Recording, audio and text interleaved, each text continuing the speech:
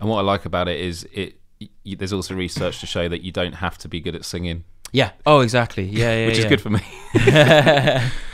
But well, that's the thing. A lot of people also think that they'll be quick to say, "Oh, I can't sing. I'm tone deaf," and all this. And the amount of people that are actually tone deaf is tiny percentage. So usually it's actually more of a, I don't know, either a confidence thing, definitely, or like something like that. So yeah. Well, just on a personal note, for me, I think it comes back from when I first started secondary school. It was compulsory to try out for the choir, and you had to go in a room one at a time. And the head of music was there on the piano, and I think my God, he would play. I think he played "God Save the Queen," and you would have to la to it. And I went in there thinking, I'm not going to be able to do this. And as I went in there, I thought, last minute, and I'm going to give it a go. And then it got to the point where he was like, "Could you just play that note again?" And I was la la. And I was like, not doing it. And he just kept, and and then I didn't get in. And so, funnily enough, I didn't want to be in the choir anyway. But I was kind of gutted. Yeah. And then I think it was a combination of things as well. Of when it was choosing our GCSEs, which again for the global audience is the exams you choose at like 15, 16, before you then do A levels, which you then use to get into university or other educational courses. At parents' evening, the teacher told my parents that, to summarise it, Myles has a lot of passion for music. He just doesn't have what it takes, and kind of that's brutal. Yeah, exactly. And I went in to do drumming because for me it was more about feeling and didn't have to read music. And it's not to say that it's not a musical instrument, of course it is, but that was just my approach to it, as opposed to playing guitar where it's about notes and stuff. And the idea of notes has always not scared me, but like I think that confidence issue stays with you. And actually 2 EPs ago, at the end of one of our tracks, the producer said you should sing these 3 notes with the main vocalist, because I for those of you that don't know, I scream in the band with Hassan, who does the angelic vocals. And he says, can you do these 3 notes? And I think it took me 20 minutes to do it.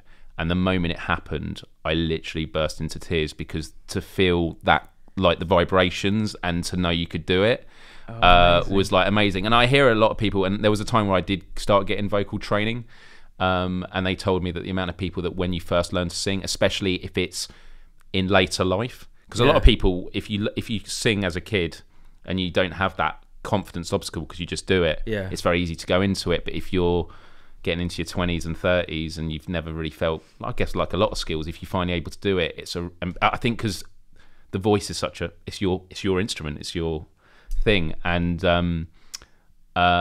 it was just crazy. And like I didn't even take it up. I should still follow it up and try and sing better. But there was something really powerful about learning to sing, and I think that it must have something to do with the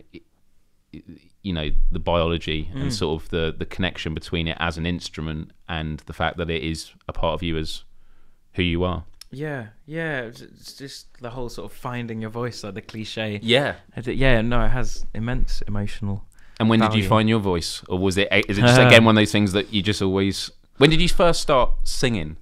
Because I can remember when I first started screaming, and I used to put on metal CDs, and just my parents hated it. Like, what is he doing? Because it's not something you can really practice subtly. Unless you're gonna rent a rental room. I used to do it into the pillow in my room, and just like trying out different sort of ways of using the diaphragm and the throat. And everyone else is like, what's going on? What are you doing, you nutter? Yeah. I can remember. I have a distinct memory of being about 8 or 9, and Chris, our bassist, went to the same primary school, and me and him used to be sort of, I think we said we were in a band when we were like 8 or 9, and we used to just like, I can remember being on a school trip and just like standing at the back of the coach, just on the seats, and we were singing. I think we were singing like Beatles or something, and we just learnt like what harmonizing was, and we were probably horrendous at it. That's amazing, because most of the time when it's singing on a bus, it's ridiculous, like laddish songs, as a kid, where it was just like football songs. So that's nice. Beatles, so sophisticated. So that, I think that's when I first remember singing. I don't think I was ever in any choirs or? I mean, there was a school choir, and you'd sing in assemblies and stuff. I went to like a C of E school, so yeah. Go tell it to the mountain, all them classics.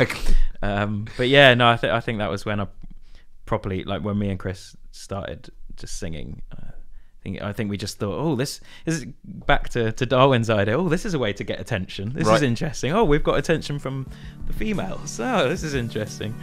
But at 9, we probably also hated that. Like, ooh, girls, But yeah, but I think that was